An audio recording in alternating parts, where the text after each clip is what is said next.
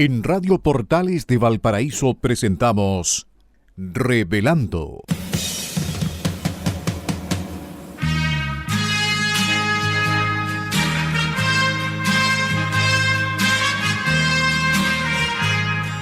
Un programa donde se abordan temas de actualidad, contingencia y la agenda cultural de la zona. Entrevistas del ámbito nacional e internacional.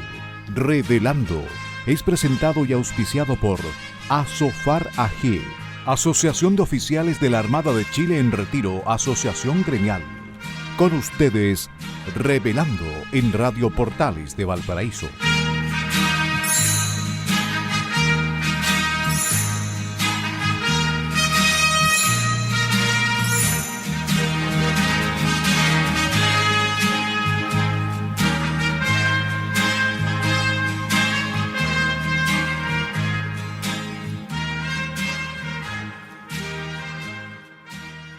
Muy buenas tardes, queridos amigos y auditores de Radio Portales de Valparaíso, la primera de Chile y puerto de fondeo de nuestro espacio radial.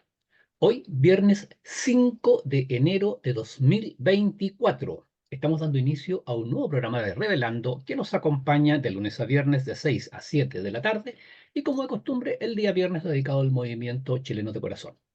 Agradecemos a Radio Portales de Valparaíso que nos abre sus señales en el dial de FM 89.5, AM 840 y también a través de su señal online en la página web www.portalesfm.cl. También agradecemos a nuestro auspiciador, a quien hace posible que Revelando esté en el aire todos los días junto a ustedes y que además permite generosamente que chilenos de corazón los acompañemos los días viernes. Nos referimos a la Asociación Gremial de Oficiales de la Armada, ASOFAR AG. Gracias nuevamente a Radio Portales de Valparaíso y un especial agradecimiento a ASOFAR. También, como lo hacemos habitualmente, saludamos a nuestro amigo y colaborador Enzo Alvarado, quien permite que este programa llegue hasta los estudios de Radio Portales de Valparaíso. Nuestro agradecimiento y saludo cariñoso a Enzo Alvarado. Y además agradecemos a nuestros amigos radiocontroladores de Radio Portales de Valparaíso. Nos referimos a don Luis Salinas, don Mario Salazar y don Claudio Alvarado, perdón. Queridos amigos de Revelando del día viernes, somos Francisco Muñoz Pinto y Mario Mateluna Morales, conductores del programa Revelando del día viernes, y un programa muy especial, queridos amigos, porque es el primer programa del año, pues, así que debemos iniciar, Francisco, deseándole el mejor de los años a nuestros queridos auditores. Así es. Mario, muy buenas tardes. Enzo, ¿cómo estás tú? Partimos el año 2024. Como decía el presidente Boric, el año 2023 se nos pasó volando. El presidente no alcanzó a hacer nada, decía él. Le pasó tan rápido el año que no alcanzó a hacer nada. Oye, pero 2024 yo espero que sea un muy buen año y se lo deseo a todos los porteños, a toda la gente del Gran Valparaíso. Así es, un abrazo grande para todos nuestros auditores y nuestros mejores deseos. Francisco, vamos con las efemérides navales y nacionales de la presente semana. Vamos. Primera efeméride, 3 de enero de 1587. 1587, o sea, hace mucho tiempo. Mucho El tiempo corsario atrás. inglés, el corsario inglés Thomas Cavendish penetra al estrecho de Magallanes, saliendo al Pacífico el 24 de febrero con Tomé Hernández, único sobreviviente de los poblados Buen Nombre de Jesús y Rey Felipe, Port Famine para la nomenclatura británica y Puerto del Hambre para la nomenclatura española, que en un intento por colonizar la región de Magallanes en 1585 estableciera Pedro Sarmiento de Gamboa. Hay varias cosas que comentar. Voy a tratar de ser muy breve para tirar un par de cosas porque hay mucho alrededor de todo esto. Primero que nada, bueno, Pedro Sarmiento de Gamboa, él comisionado, él era el ayudante, él no era el número uno de la campaña. Siempre a Pedro Sarmiento de Gamboa lo ponían de número dos de las campañas. Él, como número dos de la campaña, él estableció una colonia de españoles aquí en el estrecho Magallanes para hacerse firme en el estrecho y estableció, como decía la crónica, dos puntos. Buen puerto ¿cómo se llama? El Buen Nombre de Jesús y Rey Felipe. Rey Felipe es lo que todos los chilenos conocemos, Puerto del Hambre, donde posteriormente después llegó Juan Guillermos y se estableció Fuerte Bulnes, etcétera, etcétera. ¿Cómo se llama? el poblado de Buen Nombre de Jesús, yo nunca había logrado saber dónde estaba. Eh, había navegando ahí en la zona de Delgado, había preguntado a historiadores del lugar, no está claro, está aquí en la bahía, se sabía que estaba en la boca del estrecho, en la costa norte de la boca oriental del estrecho de Magallanes, pero nunca había aparecido dónde estaba. Y hoy día, preparando esta efeméride, viendo esta efeméride un poco más de detalle, me encontré que este siglo, digamos, o sea, 2010 por ahí, Hace poco tiempo atrás.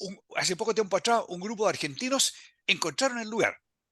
Y la verdad es que me queda raro porque siempre se ha hablado de al entrar al estrecho, pero la verdad es que el lugar para mí es más bien hacia el Océano Atlántico, pero es ahí en el sector, en la punta del estrecho. Y encontraron cuerpos, etcétera. Con eso también se desvirtuó. Oye, no, parece que murieron porque hubo marea roja. No, se murieron de hambre, se murieron de infecciones, no supieron cómo salir adelante. Y lo otro es que, bueno, respecto de la efeméride de hoy, de Thomas Cavendish, efectivamente quedaban, no me acuerdo si aquí dice 14, 15 hombres y una mujer, una cosa así, quedaban vivos Tres en mujeres. tránsito, entre estos dos lugares, y se encontraron con Cavendish, y un hombre embarcó, Tomé Hernández, y que al final, a la larga, fue el único sobreviviente de esta aventura que se inició con más de 1000 personas. Y hay otra parte de este cuento, que es qué pasó con Sarmiento de Gamboa. Sarmiento de Gamboa los dejó ahí y partió de vuelta a España para traer refuerzos y pertrechos, etcétera, etcétera, para reforzar esta posición. Él sabía que esta gente estaba en una posición delicada. En su tránsito cayó prisionero los ingleses, logró que los ingleses los liberaran, cayó prisionero los franceses, logró de alguna manera, en algún cambio político en Francia, llegar a España y hoyos en la lona. Cuando todo este proceso terminó, ya no quedaba nadie en Puerto del Hambre, ¿cómo se llama? Ni en Puerto del Hambre ni en el puerto del Buen Nombre de Jesús. Es una historia que yo creo que se ha ido aclarando. Este hallazgo de Buen Nombre de Jesús y estos cuerpos, etcétera, yo creo que aporta mucho a una serie de incógnitas que había al respecto de esto. A mí, perdón, lo que me llamó la atención, bueno, dos cosas que muy breves de esto. Primero que nada, que eh, estos dos poblados, que eran dos poblados que estaban distantes uno del otro, fueron establecidos en 1584. Y Cavendish pasó en 1587. O sea, duraron 3 tres años. años recién, si fueron 2 inviernos, no pasaron más de 2 inviernos y no pudieron sobrevivir. O sea, fue una cosa bastante crítica. Yo, tal vez habrán sido inviernos muy crudos, pero uno piensa, aquí pasaron 5, 10, 15 años. No, fueron 3 años, y en 3 años colapsó estos poblados. Es que Uno, y lo otro es imagínate, que, perdón Mario, un paréntesis cortito. Imagínate gente del centro de España, temperaturas en el verano 30 y tantos sí, grados, no, en por el cierto, invierno no, por cero, cierto, y por aquí cierto, llegáis a una cuestión viento. por cierto, Probablemente inhóspita, no por supieron cierto. usar los productos del mar. Es el tema, es uno de los problemas, claro. Y lo otro es que yo siempre, o sea, no siempre, pero yo tenía la idea de que era un solo sobreviviente, y efectivamente, a raíz de la crónica, también aprendí que habían sido más. Se habla en la crónica de 15 hombres y 3 mujeres. Lo que pasa es que, y yo también estuve leyendo bastante al respecto, no se sabe si fue que porque el único que se embarcó y sobrevivió finalmente fue Tomé Hernández. Hernández. Tomé Hernández, pero yo no sé si, o sea, la crónica no se sabe si es que producto de los problemas del clima no alcanzaron a embarcar los otros, o los otros sobrevivientes no embarcaron. El asunto es que nunca más se supo de ellos. O sea, finalmente, efectivamente, el único que sobrevivió fue Tomé Hernández, pero cuando llegó Cavendish, no era solamente Tomé Hernández el que estaba vivo aún, eran 15 hombres en total y 3 mujeres. Bueno, eso, Francisco, lo quería Oye, y comentar. Tomé Nando probablemente era analfabeto, no sabía leer y no sabía escribir y no escribió la historia. Porque hay Claro, muy poco, o sea, claro, de este sí, sobreviviente se sabe muy poco. Pero sí, también en ese tiempo, igual como a toda la gente que llegó, los españoles que llegaron a la conquista, al descubrimiento de América, eran iletrados, ¿no? Y por eso que es tan así difícil es, encontrar la historia, porque no la escribían. así es. Bien, sigamos. 31 de diciembre de 1644. Esto ya son historias más modernas. Repoblamiento de Valdivia. Luego que en 1599 las tropas de Pelantaru saquearon y quemaron la ciudad al mando del capitán general de la Armada Real Antonio Sebastián de Toledo, marqués de Mancera, zarpa de Callao la Armada Repobladora de Valdivia. Fueron 14 naves con 1.800 hombres y mujeres. La escuadra más grande que hasta 1820 surcó el Océano Pacífico. Los españoles se asentaron en la isla Constantino, actual isla de Mancera, e iniciaron el levantamiento de los fuertes de Niebla y Corral. Y se hicieron fuerte, digamos, agregando a la crónica, se hicieron fuerte en Corral y Valdivia, hasta que, a las órdenes de Thomas Alexander Cochrane, Chile tomó los fuertes de Corral y Valdivia para el Yes. naciente país que, ¿cómo se llama?, se había independizado de España. 4 de enero de 1849. Es fundada en la capital la Academia de Pintura y Bellas Artes, cuyo primer director fue el pintor Alejandro Sicarelli. Esta vio la luz el mismo año que fueran creadas las escuelas de arquitectura y la de artes y oficios de Santiago. Puesta la primera en manos del francés Francisco Brunet de Baines, la segunda fue entregada a la dirección del profesor de la misma nacionalidad, Julio Jauriés, quien echó a andar los talleres de carpintería, herrería, fundición y mecánica. Los primeros pasos de las bellas artes, diría yo, en Chile. 1 de enero de 1891. El presidente José Manuel Balmaceda Fernández, que no contaba con leyes de presupuesto ni de existencia de las Fuerzas Armadas aprobadas por el Congreso Nacional, o sea, el Congreso no aprobó las leyes para las Fuerzas Armadas ni la ley para el presupuesto, entonces el presidente Balmaceda resuelve mantener las fuerzas del Ejército y Armada y hacer los gastos públicos basándose en el presupuesto del año anterior. El mismo día, por medio de acta firmada por gran mayoría de sus miembros y con el apoyo de parte de las dotaciones de buques de la Marina de Guerra, el Poder Legislativo declara depuesto al representante del Poder Ejecutivo, manifestando en una nota adjunta al acta de deposición firmada por el vicepresidente del Senado, Waldo Silva, y el presidente de la Cámara de Diputados, Ramón Barros Luco, que organiza una división naval para hacer comprender al presidente de la República que la Armada obedece la Constitución. Comandante de la fuerza en que embarcan Silva y Barros es nombrado el capitán de navío Jorge Montt. De esta manera parte la revolución de 1891 que, en definitiva, llevó a las fuerzas congresistas a tomar el control del país y establecer, que duró un tiempo, un régimen parlamentario. Mario, esas eran las efemérides que teníamos para el día de hoy. Perfecto. Vamos entonces con la pauta para el día de hoy. Y el primer punto de la pauta, este va a ser ya la segunda semana en que iniciamos este nuevo estilo de pauta. Lo iniciamos con el punto 1, que son historias de Valparaíso. Y bueno, ¿quién no ha oído escuchar del Cuerpo de Voluntarios de los Botes Salvavidas de Valparaíso? Más comúnmente llamado el Bote Salvavidas, ¿no es cierto? Que tiene su sede ahí instalada en el Muelle Prat, en Valparaíso, el famoso bote salvavidas. Bueno, queremos hablar de esto, de cómo nació, cómo se creó el cuerpo de voluntarios de los botes salvavidas de Valparaíso. Y nos vamos a basar en una crónica escrita por don Ricardo Valenzuela Gaimer en la revista de Marina número 3 de 1969. Esto fue publicada el 1 de junio de 1969. Y es bastante. Nosotros, por supuesto, aquí vamos a comentar un extracto de esta crónica que es muy interesante porque comienza relatando los grandes temporales que han habido. Yo no sé, Francisco, nosotros somos ya de una generación bastante antigua y hemos visto por lo menos 2 o 3 Perdón, grandes temporales. tú serás de una generación antigua, yo soy bien joven ¿Sí? todavía. Sí, Ah, tengo mire, recién ya. 71, así que... Ya, no tenía idea, ya. Niño de pecho, claro. No, y hemos visto unos grandes temporales y además los hemos vivido. Además, lo más probable también usted, yo por lo menos lo viví en Molo de Abrigo ahí, los grandes temporales a bordo de uno de los buques de la escuadra. Bueno, eh, la crónica dice que a comienzos del 900 existía la Brigada de Voluntarios Terrestres, que ellos están instalados en tierra y poseían un cañón lanzacuerdas montado sobre una cureña. ¿No es cierto? Cureña, ¿no es cierto? Son estos ustedes han visto las películas, los cañones que van sobre dos ruedas, ¿no es cierto? Eso es una cureña, ¿no es cierto? Y entonces, pero en vez de tener tenía un cañón, pero un cañón más chiquitito que lanzaba un lanzacuerda. Entonces, con este cañón lanzacuerda, ellos arrojaban la cuerda al mar para, desde la costa, a salvar a la gente que naufragaba en los botes, qué sé yo, cuando había temporal. Embarcaciones que se Eh, estaban golpeando sobre las rocas y que la única posibilidad de salir era salir hacia la claro, costa. Ellos efectivamente. con estas cuerdas y estas cosas les facilitaban la salida.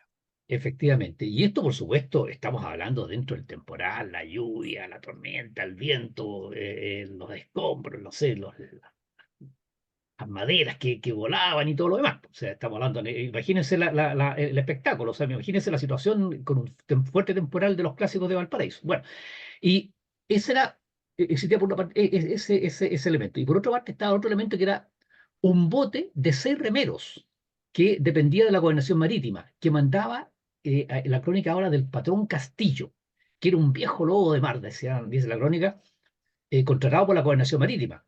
Y él y sus bogas, que estaba compuesto, estos bogas, por los más intrépidos bogas y decididos fleteros del Muelle Prat. Estamos hablando a comienzos del 900, en donde los fleteros, que ahora están las lanchas de paseo, pero en esa época, lo cierto, no había muelle o no, o había muy poca capacidad de atraque de los buques, entonces los buques desembarcaban, Quedan a fondeaban la a la gira los gira. buques, quedan a la gira, Claro, quedan afuera, claro. entonces toda la carga y descarga era a través de lanchones, de botes, entonces sí, había mucho fletero, bote fletero ahí. Entonces, bueno, parte de estos fleteros Un tomaban. paréntesis, Mario, para que la gente entienda, sobre todo los más jóvenes. Uno mira el muelle Vergara, aquí en Viña del Mar, y dicen, chute, ¿cómo atracaba un buque ahí? No, lo que pasa es que no llegaban los buques con la caña de azúcar para la craft. ¿Cómo se llama? Los buques que estaban afuera de la gira desembarcaban en lanchones, que eran los fleteros, digamos, y esos lanchones se acercaban a la grúa que tiene ahí el muelle 8 Norte, y de ahí entonces salía la caña de azúcar, la ponían en un trencito y se la llevaban a las bodegas y a las instalaciones que tenía ahí frente a donde actualmente está el rodoviario, por ahí por esa zona, donde estaban las Claro, instalaciones de la craft, ¿ya? Porque uno mira el muelle y dice, ¿cómo diablo, cómo iba a atracar un buque aquí y todo abierto? No, no atracaban los buques se quedaban atacaban. afuera. Efectivamente. Bueno, y estamos hablando que en esa época, además, ni siquiera había, los botes no eran a motor, sino que los botes eran a boga, pues eran a remo. Entonces, por eso era gente muy esforzada, gente eh, dedicada a esto, a este trabajo que era de gran esfuerzo. Bueno, además se contaba con un reflector instalado en la torre del cuartel de los salvavidas terrestres, ubicado en la calle General Cruz, al llegar a Errázuriz, en las proximidades de lo que por entonces era la llamada Caleta Jaime, y que Eso servía es para donde, un... perdón, eso es donde está actualmente la Escuela de Derecho de la Católica. Perfecto, ¿eh? Por ahí es. Es el sector de la Caleta Jaime, y que servía para alumbrar algunas arriesgadas maniobras de los voluntarios provistos de lazo y otros implementos que trataban de sacar a la gente que estaba ahí en el mar. Bueno, continúa la crónica y se refiere a un muy fuerte temporal que hubo en 1919, el 12 y 13 de julio de 1919, y causó muchísimos daños y muchas víctimas. Entonces, en ese momento, la Gobernación Marítima tomó la decisión de comprar dos modernos botes salvavidas a motor en Inglaterra. Claro, estamos hablando de que en realidad no ha cambiado mucho la historia, en ese sentido, porque el Molo cuenta la crónica que se estaba recién construyendo, no estaba la parte esta que queda paralela en el fondo a la costa, que sirve un poco de contención a la marejada, ¿no es cierto? Pero igual hoy en día, cuando hay temporal, nadie puede quedar atracado dentro de la poza. Pero bueno, entonces, pero era la única forma la manera más efectiva de poder realizar esta faena de salvataje. Bueno, se compraron estos botes no salvavidas en la Royal Naval Lifeboat Institution perdón, de Londres, y que sirvieron, cuenta la crónica, por más de 30 años. De hecho, dice la crónica que entre 1921, cuando se compraron dos botes, y 1951, no hubo personal de la Armada o de la Marina Mercante que no haya hecho uso de estos botes. Y ahí, Francisco, le doy la palabra y que usted continúe relatando la historia. Oye, bueno, yo quería recordar uno de los buques que llegó en esa época fue el Olaf Christensen, que era ya lo voy a comentar, era el fundador, digamos, el nombre del fundador del Olaf Christensen Lund. Yo tengo unos parientes de apellido Lund, tiene que ser parientes de él, que era el fundador del bote salvavidas. Y yo por ahí por el 1980, no, a ver, no, por ahí por el 89, en la década de los 80 fui segundo comandante del petrolero Araucano. Y los petroleros quedaban afuera de la bahía. Y muchas veces nos sorprendía el temporal, no estaba a bordo, había que regresar a bordo, y el Olaf Christensen era el que nos salvaba la vida, digamos, para poder regresar a bordo y estar en el buque para tener la mejor cantidad de gente posible para enfrentar el temporal. Así que tuve mucha vinculación, mucha relación con el Olaf Christensen, con el bote salvavidas de Valparaíso, y teníamos mucho contacto con las personas. Oye, bueno, en esa época, ya lo estaba adelantando, el señor Olaf Christensen Lund, un capitán danés avecindado en el Cerro Alegre, decidió o hizo lo necesario para fundar lo que actualmente conocemos como el Cuerpo de Voluntarios del Bote Salvavidas, de una manera muy similar, o sea, y que partió funcionando de una manera muy similar a lo que son los voluntarios del Cuerpo de Bomberos. ¿Ya? Yo he entrevistado, he conversado con el presidente del Bote Salvavidas, ellos no están tan bien organizados, no están tan afiatada su organización como así lo está Bomberos, que además tiene ¿cómo se llama?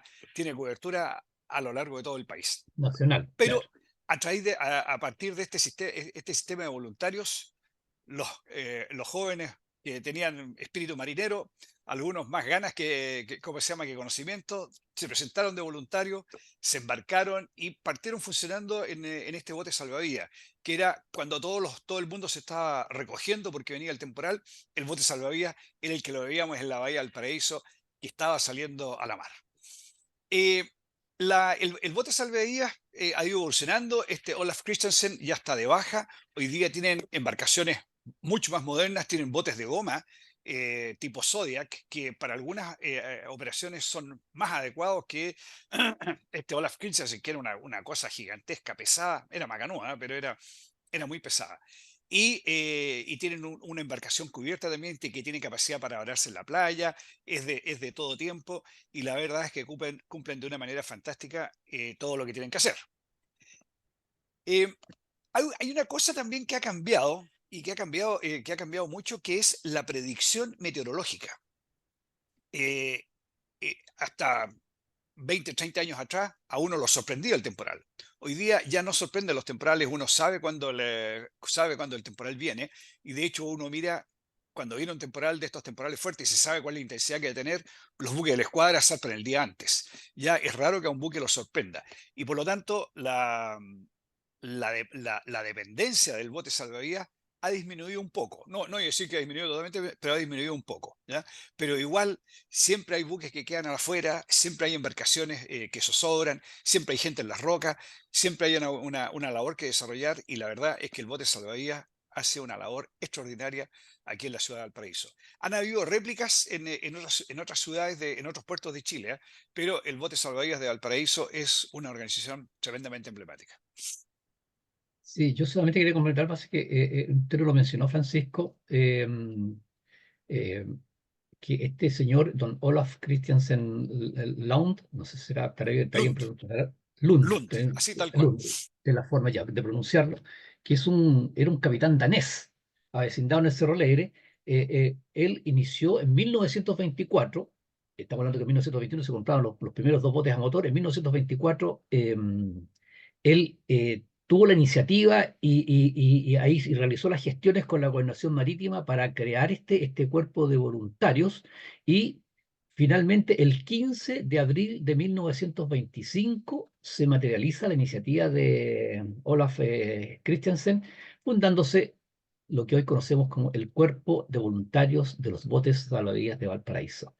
Y, y bueno, la crónica, hay un párrafo que lo quiero leer porque es muy simpático el párrafo, porque yo les había mencionado antes, habíamos comentado del patrón Castillo. Entonces, la crónica dice textual, dice: el ya viejo patrón Castillo, de andar balanceado, cara rosada y ya voluminosa barriga, junto con sus hombres, los fleteros del Muelle Prat, pasaron a cuarteles de invierno, aunque en este caso no encaja la frase, puesto que desde hacía años no habían hecho otra cosa que acuartelarse en invierno en la gobernación marítima de Valparaíso. Bueno, eh, eso era la historia de Valparaíso de día, Francisco y queridos amigos. Hablarles un poco del Cuerpo Voluntario de los Botes Salvavidas de Valparaíso, una institución tan clásica, tan típica de nuestro puerto. Y Francisco, estamos en la hora de irnos a la pausa musical. Vamos. Vamos entonces a la pausa musical y estamos de regreso en el segundo bloque de su programa Revelando. Muy bien, queridos amigos, estamos de regreso para iniciar el segundo bloque de su programa Revelando. Agradecemos una vez más a Radio Portales de Valparaíso que nos permite estar junto a ustedes en su casa, en el trabajo, en el trayecto del trabajo a la casa o donde usted esté. Ahí está Radio Portales de Valparaíso acompañándolos y nosotros los días viernes. Y por supuesto también agradecemos a SOFAR, a la Asociación Gremial de Oficiales de la Armada en Retiro, auspiciador de nuestro programa. Vamos entonces sigamos con la pauta. El segundo tema que queremos conversar con ustedes y lo titulamos Educación chilena, esconder la basura bajo la alfombra. ¿Por qué decimos esto? Porque esta semana se conoció el resultado de la PAES, la prueba de acceso a la educación superior. No sé, y llamó mucho la atención al común de los chilenos, por lo menos, como es el caso mío. Eh, que el Ministerio de Educación advirtiera a las 45 universidades del sistema de admisión que recurriría a la superintendencia si se difunden los resultados de esta PAES. Cosa muy curiosa porque estábamos acostumbrados, Francisco, ¿no es cierto?, a que todos los años las pruebas que hayan sido, las de aptitud académica en nuestra época y las que han seguido después, digamos, se daban a conocer los resultados y ahí venían los análisis, tantos bajo tal puntaje, tantos sobre tal puntaje, cuáles son los mejores puntajes en tales áreas, etcétera. Bueno, ahora el Ministerio de Educación eh, no quiere que se difundan los resultados. Bueno, se ha Oye, yo me sabido, encontré con dos sorpresas. Una con la ajá, declaración del ministro, amenazando en realidad a las universidades, claro. lo que tú decías, que para mí fue una sorpresa. Y la segunda sorpresa fue abrir el diario y encontrarme con la lista. Eh, porque la verdad es que, bueno, el diario no dijo de dónde había sacado la información, pero el diario no se sintió incluido dentro de esta prohibición y publicó la información del actual PAES. Claro. Lo que pasa es que yo no sé, yo no sé si, bueno, sí, se supone que también esto, pues, si ahí están el nombre, ¿no es cierto?, y el puntaje de cada uno de los alumnos, que es una de las cosas que supuestamente hay que cautelar. Pero bueno, aquí lo más importante, más que ahora la pregunta es, ¿y cómo se entera la persona? ¿También tiene que ir a la universidad donde rindió la prueba personalmente o entrar a una página web con una clave para conocer de qué puntaje tuvo no sé, una cosa muy rara, porque Oye, y tan grave como eso, si yo quiero mejorar algo, lo primero que tengo que saber es qué está pasando con ese algo. es que Si yo quiero, todos los centros de estudio, las mismas universidades, todo Chile está preocupado en la educación. Todo Chile quiere participar de esto. Y el Estado pretendió, no digamos que el Estado, el ministro de Educación, el ministro de Educación pretendió cerrar esta cosa y decir, no, esto es mío nomás. Aquí el tema, o sea, de partida estaba reconociendo que las cosas andaban mal, porque si no, la habrían publicado a los cuatro vientos desde el día anterior, digamos, habrían habido trascendidos anteriores, etcétera. Entonces, ¿qué saca con eso si se hace más evidente todavía el fracaso del modelo de educación que ellos están siguiendo? Es que efectivamente, Francisco, usted en el fondo resumió lo que es el fundamento de este tema que estamos comentando con nuestros amigos. Por eso que el título dice Educación chilena, esconder la basura bajo la alfombra. Porque efectivamente lo que se está haciendo es eh, evitar que se conozca la realidad de la educación. Bueno, yo estaba contando de que algunos datos que son importantes de que conozcan nuestros amigos. A ver, por ejemplo, los estudiantes de establecimientos de colegios particulares promedian en matemática entre 1 a 200 puntos más que los colegios públicos. O ahora se llaman servicios locales, una cosa muy rara con este tema de la LES, no de la SLEP, no, SLEP. Ah, Se llaman servicios locales ahora. Eh, Por ejemplo, nuestro degradado y antiguo, tan famoso Instituto Nacional Creado cayó por José Miguel Carrera en la Patria Vieja. en la Patria Vieja, en los inicios, en los albores de nuestra nación. El Instituto Nacional cayó al puesto 267, cuando nuestro Instituto Nacional, orgullo chileno, siempre estuvo dentro de los 10 primeros lugares. Estamos hablando hace años atrás. Bueno, y por supuesto que han salido al ruedo, o sea, han salido a la luz pública, no, no a la luz pública, sino que han hecho comentarios públicos, ex ministros de Educación, que tal como dice usted, que esto de publicar los datos y de hacer análisis, eh, no se hace con un sentido de morbo, se nace con el sentido de poder efectivamente evaluar en qué pie está la educación, y es información que es muy útil para tomar medidas, para mejorarlo. Pero bueno, con este tema, ¿no es cierto? Con esta medida del gobierno de evitar, de prohibir de que se publique información de la PAES, se está haciendo todo lo contrario. Agregar que entre los 100 colegios con mejor rendimiento en la PAES, 97 son colegios particulares pagados. 97. O sea, la diferencia entre 100 y 97 son 3. De esos 3, solamente 2 son municipales y 1 es subvencionado. O sea, esto, Francisco, queridos amigos, indica el absoluto fracaso de la educación pública. El absoluto fracaso de la educación pública. Oye, y el éxito de Michelle Bachelet y su gente del Ministerio de Educación al tratar de destruir, con éxito, digo yo, la educación particular subvencionada. Educación particular subvencionada que está haciendo un tremendo aporte a la educación del país.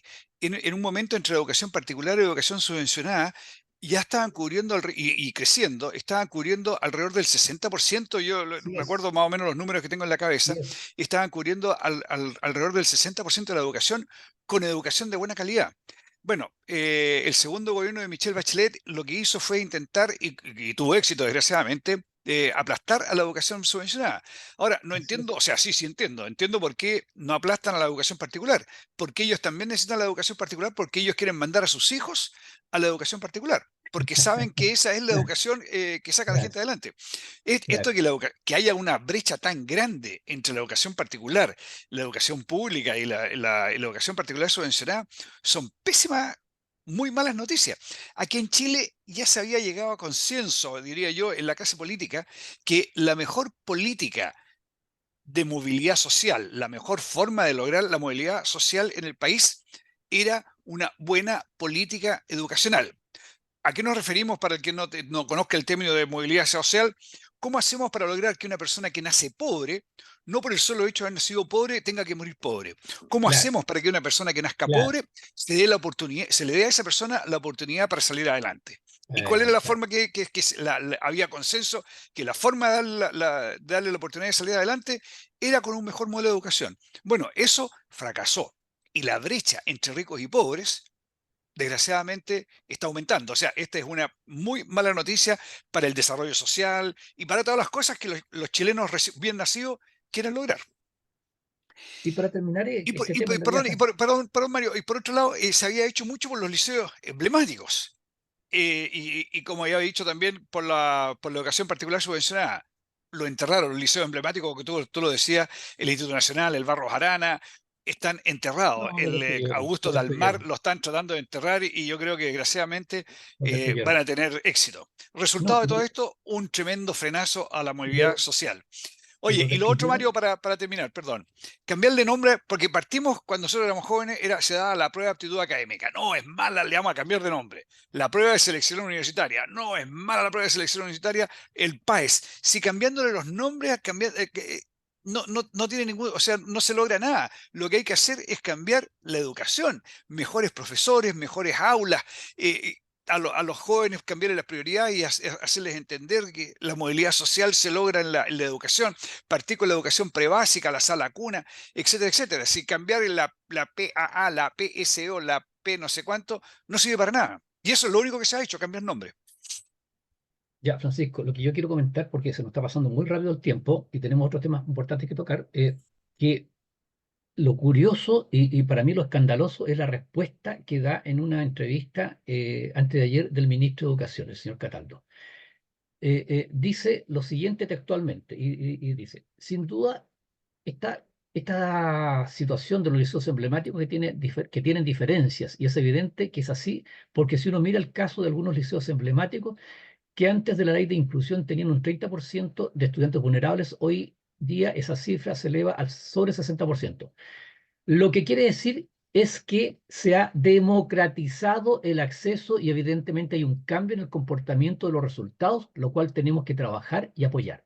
Bueno, ¿qué está diciendo el ministro? O sea, está efectivamente reconociendo que con las medidas que se han tomado se ha bajado la calidad. ¿Y por qué se ha bajado la calidad? Porque como el sistema comunista, ellos no les gusta, estamos hablando, ¿no es cierto?, de todos iguales, todos pobres pero iguales, no les gusta que exista competencia. Entonces, en los liceos como el Barros Arana, con el Instituto Nacional, entraban la gente que tenía mejor rendimiento, fuera pobre o fuera rica. Y ahí están nosotros los conceptos que decía Francisco. Si yo soy pobre, pero me esfuerzo y tengo capacidades, podía acceder a una buena educación gratuita, pública. Bueno, con esto, acuérdense que ahora existen las tómbolas. Ya no se accede al Instituto Nacional por rendimiento, sino que se accede por una tómbola, un sorteo. Entonces, con esto está entrando gente que que viene con muy mala base, con muy mal rendimiento, gente que muchas veces, lo vemos en Instituto Nacional, no va a estudiar, sino que va a destruir el colegio, va a tirar bombas Molotov, va a politizar los colegios. Y eso es lo que se ha logrado. Entonces, me llama la atención este concepto y Luis dice que lo que quiere decir es que se ha democratizado. Bueno, el democratizar la educación, señor ministro, ha destruido la educación, no la ha mejorado. Oye, Así, desgraciadamente. señor ministro, no trate de tapar el sol con, ¿cómo es el dicho? No trate de tapar el sol con un dedo. En Atacama, que fue la región que tuvo el peor rendimiento de todo el país, no es un problema de democratización ni de nada. Es un problema de que el colegio de profesores o los profesores de Atacama tuvieron la huelga más prolongada de la cual se tiene conocimiento en esa región y eso inmediatamente quedó reflejado en un pésimo resultado en ¿cómo es que se llama ahora? En la PAES. Ex-PA, ex-PSU. No trate de inventar cosas para justificar lo injustificable. El modelo es malo y hay que cambiarlo. Desgraciadamente no tienen voluntad, Francisco, no van a tener voluntad de cambiarlo, porque eso es lo que, esos sentimientos, lo que ellos sienten, lo que ellos creen, lo que ellos, por lo cual ellos luchan. Insisto, todos pobres, pero iguales. Bueno, vamos con el próximo tema. Ha sido prudente por parte del gobierno la otorgación de pensiones de gracia. Eh, Estuvimos conociendo durante la semana algunos casos que han salido a la luz, ¿no es cierto?, de esta gente que es delincuentes a los cuales el gobierno les entregó, les otorgó una pensión de gracia a raíz de los hechos que ocurrieron después del 18 de octubre de 2019, el estallido delincuencial. Bueno, esta semana se supo de un nuevo caso. En febrero de 2023, el Ministerio del Interior le entregó una pensión de gracia a don Adán Isaac Marcelo Castro Cifuentes, de 25 años. Se lo otorgó pese a que en ese minuto llevaba más de un año condenado por 2 cargos de maltrato de obra a carabineros. No. Ahora, ¿por qué se le dio una pensión de gracia? Porque en un control de identidad, efectivamente, ese señor golpeó a 2 carabineros y pateó en la cabeza a uno de ellos en el suelo. Bien, a este señor se le otorgó pensión de gracia. Lo que pasa es que se han ido conociendo algunos otros antecedentes pues, de este joven Adán Isaac Marcelo Castro Cifuentes. Castro Cifuentes son los apellidos. Por ejemplo, el 4 de mayo de 2021, el Tribunal de Juicio Oral en lo penal de Villarrica condenó a Adán Castro a 2 penas de 300 días de cárcel cada una por los delitos de maltrato carabinero. A esto se suma una sentencia de 3 años de cárcel por porte ilegal de arma de fuego, la cual debía cumplir de forma efectiva, que después se cambió a pena remitida, pero 3 años por porte ilegal de arma de fuego. Esta es la calidad de persona del señor Castro Cifuentes. Oye, Mario, sí, en realidad los indultos y las pensiones de gracia lo que hacen es mostrar la verdadera cara del gobierno. Estos son, ¿a quién protegen? ¿Protegen a la ciudadanía? ¿Protegen a las víctimas? No, nunca he visto una pensión de gracia o algo, o alguna ayuda para las personas que se han visto afectadas por las barbaries que cometen todos estos Claro. señores, los encapuchados, etcétera, etcétera. ¿Ha habido alguna iniciativa de leyes por parte del gobierno para favorecer la labor policial? Jamás. Todas han sido iniciativas que han nacido en el Congreso. El gobierno lo único que ha hecho, la ley Naín Retamal y todas las otras leyes que se ha tratado de sacar adelante, lo único que han hecho es tratar de obstruir las leyes para que no salgan adelante. ¿Y quiénes son los que reciben ¿cómo se llama? Los indultos y las pensiones de gracia? Los delincuentes. Ahora, ¿cualquier delincuente? No. Los delincuentes que pertenecen a algún movimiento de extrema izquierda, porque todo esto tiene un claro sesgo político. O sea, hay que ser delincuente y de extrema izquierda para recibir indultos y para recibir pensiones de gracia. Así es, Francisco, así es. Lo que llama la atención es la declaración que hizo esta semana el señor Manuel Monsalve, subsecretario del Interior, ¿no es cierto? Y también ministro, estaba en ese minuto cuando hizo la declaración como ministro subrogante del Interior. Dijo, textual, el Ministerio del Interior del gobierno del presidente Boris, que ha entregado pensiones de gracia, lo ha hecho cumpliendo con la misma ley y con el mismo reglamento con el cual se entregaron pensiones de gracia en el gobierno del expresidente Piñera. Voy a ir por partes. Dijo esto. La pregunta que nos hacemos es, a ver, algunas de las pensiones de gracia, que no sé cuáles son, si habrán sido una, dos, tres, 20, no sé, realmente no tengo ese dato. Pero si Piñera entregó alguna pensión de gracia, la pregunta es, ¿alguien ha cuestionado la pensión de gracia que dio el presidente Piñera? Entonces, la respuesta que se da, las pensiones de gracia las entregamos utilizando las mismas reglas del juego que utilizó Piñera. Pero la pregunta es, ¿a quién se le han cuestionado las pensiones de gracia?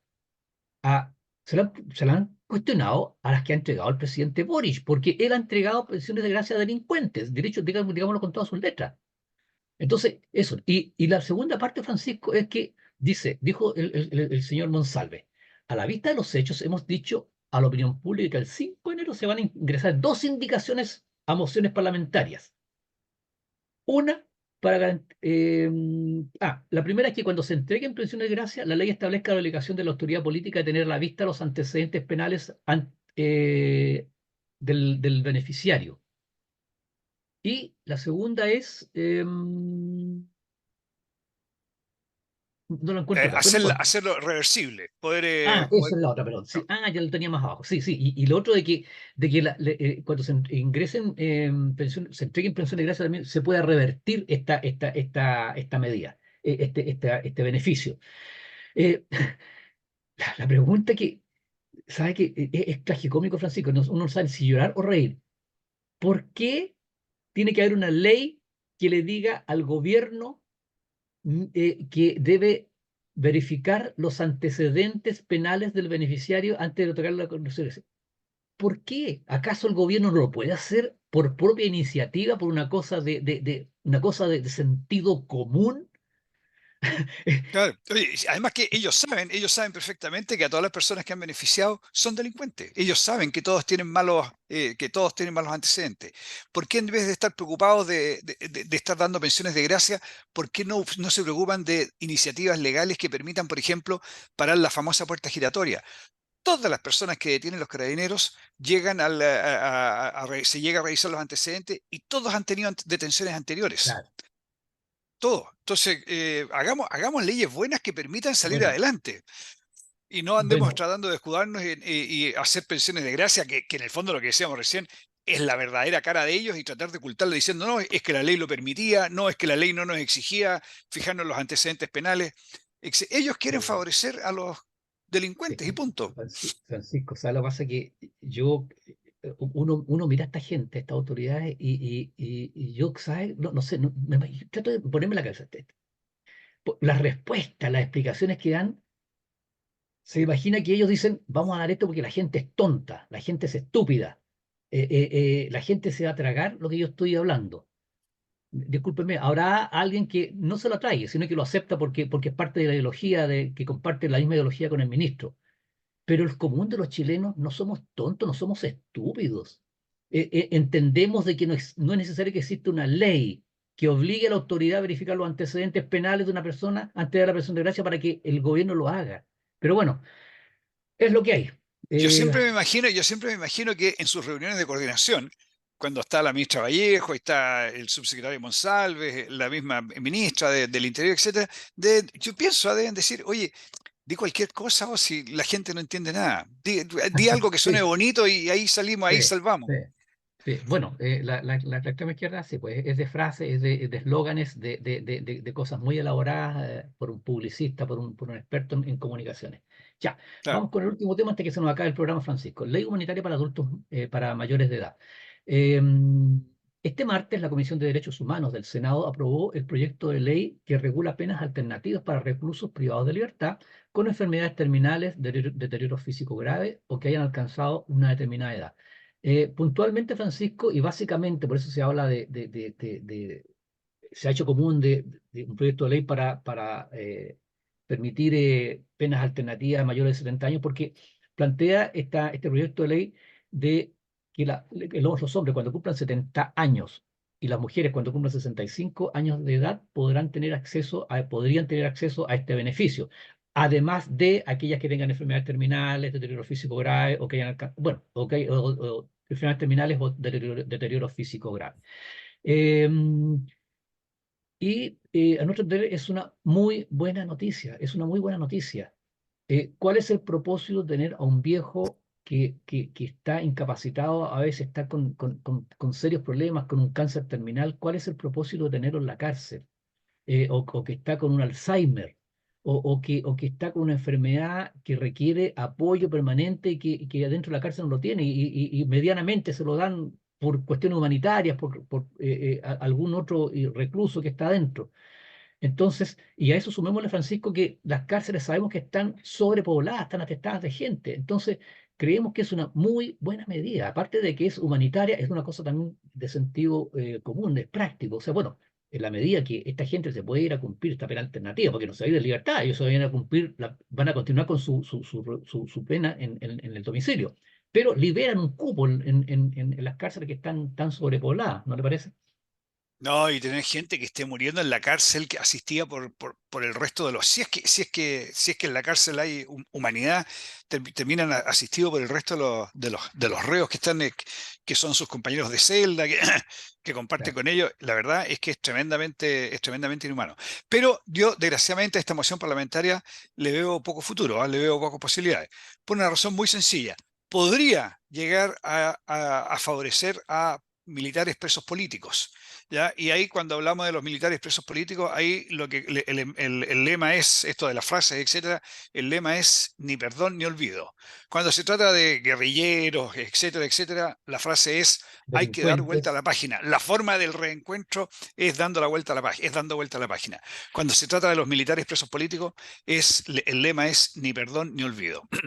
Y porque uno dice, oye, no, militares presos políticos, asesinos, etcétera. Sí, algunos, ¿cómo se llama? Hubo algunos que cometieron delitos, pero hay una gran mayoría que está castigado de manera tremendamente injusto, ¿cómo se llama? Procesados con un sistema judicial completamente reconocido en todo el país, que es un sistema obsoleto. De hecho, para el único caso que se usa el modelo de justicia es para los casos titulados como de derechos humanos. Y Derechos si alguien humanos. me dice, oye, no, aquí son todos, están todos metidos en el mismo saco, etcétera, yo quiero recordar un hecho que es muy conocido: el intento de inventar el asesinato de Eduardo Frei Montalva. Creo que hay una falla, un fallo de la Corte de Apelación, un fallo de la Corte Suprema. Estaban todos los antecedentes a la vista. Los que tenían ganas de leer podían leer todos los antecedentes para darse cuenta que esta era una tremenda falacia. A nadie le importó las personas que perdieron la vida detenidos, procesados, porque no se alcanzó a declarar reo a personas. Pero a nadie le importó las personas, como digo, que perdieron la vida detenidos, procesados. Lo interesante era que se podía levantar un asesinato, un magnicidio, donde obviamente no había habido nada. La justicia no le importó a nadie, ni perdón ni olvido. Así es, Francisco. Y solamente para terminar, porque se nos acaba el programa, agregar de que el día de ayer estuvimos en Punta Peuco, visitando a nuestros camaradas ahí en Punta Peuco, y hay un suboficial mayor en retiro de la Armada de 93 años, al cual no pudimos ver porque está en cama y estuvo varios días, había estado anteriormente varios días hospitalizado por una descompensación. 93 años, 93 años. Bueno, en resumen, Dios quiera que este proyecto de ley que está recién iniciándose, para nuestros amigos, aquí no es que se haya aprobado, recién lo aprobó la Comisión de Derechos Humanos del Senado. Ahora tiene que haber una votación del Senado y después tiene que pasar a la Cámara de Diputados. Así es que está recién iniciando el trámite legislativo este proyecto de ley, pero a nuestro entender es una muy buena iniciativa que vamos a rogar porque tenga un buen fin. Y a propósito de fin, Francisco, hemos llegado al final del programa y tenemos que despedirnos. Señores auditores, muy buen 2024, que sea un excelente año, que en el invierno llueva, que haya mucho buen tiempo, que la educación mejore, es un sueño lo que estoy pidiendo, pero que mejore la educación, que se recupere la movilidad social, que ¿cómo se llama? El desarrollo social retome su ritmo. Ese es mi sueño para el año 2024. Así es, Francisco, comparto plenamente sus buenos deseos. Queridos amigos, como siempre les decimos al terminar el programa, les agradecemos de corazón su sintonía, les deseamos que tengan un muy buen fin de semana y nos encontramos el próximo viernes, si Dios quiere. Continúen en la sintonía de Radio Portales de Valparaíso y que tengan una muy buena tarde-noche. En Radio Portales de Valparaíso hemos presentado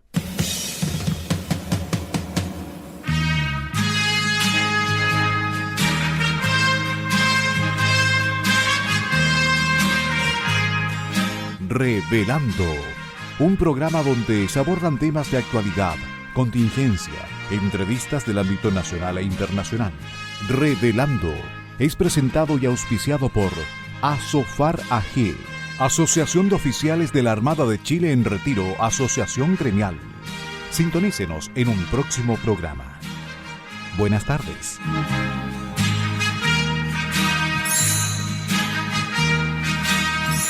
Las opiniones vertidas en este programa son de exclusiva responsabilidad de quienes las emiten y no representan necesariamente el pensamiento de Radio Portales de Valparaíso.